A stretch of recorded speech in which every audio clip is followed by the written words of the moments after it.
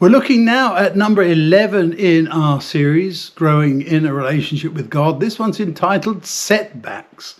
And I'm so glad that they included this in our studies, because all too often we have ideas that our Christian life is just going on in a very smooth plane upwards.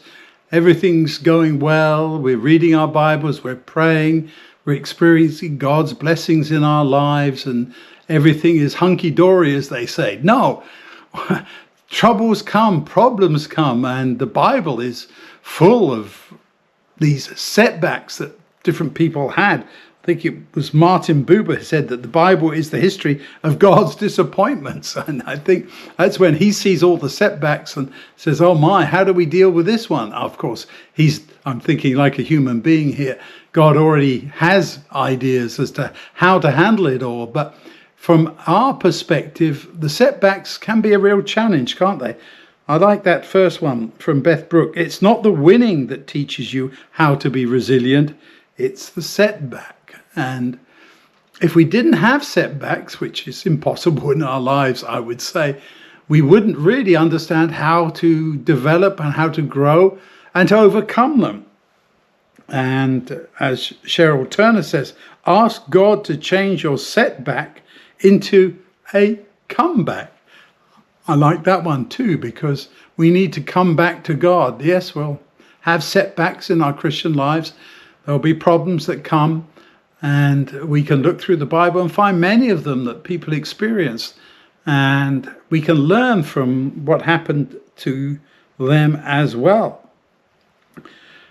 John Piper too. In all the setbacks of your life as a believer, God is plotting for your joy. I want to believe that despite all the problems that come, and yes, there are many, whether it's in health or in finance or in family relationships or in work, business, and so on.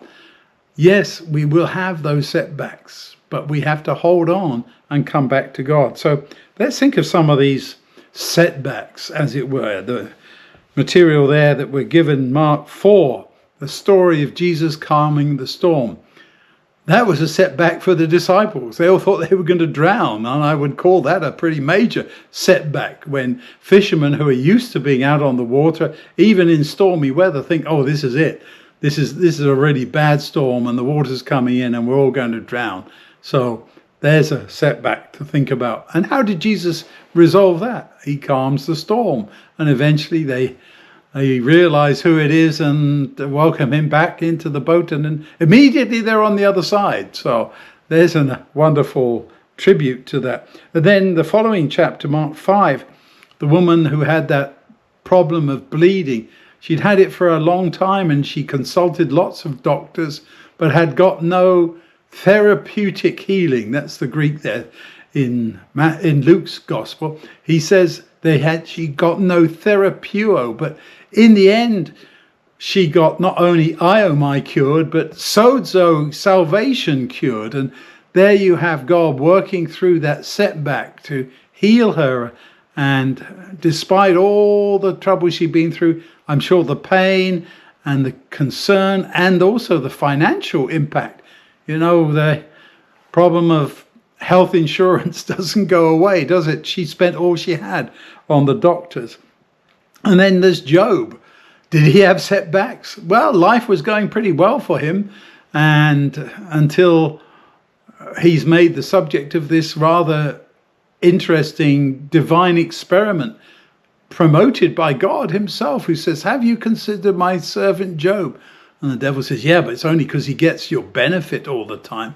And so he has his family taken away from him, except for his wife, his possessions, his flocks, and everything is gone. And he says, I wish I could talk to God, because then I'm sure we could resolve all this. He saw the setback, and he did complain, no doubt about it, but he did not give up his trust in God.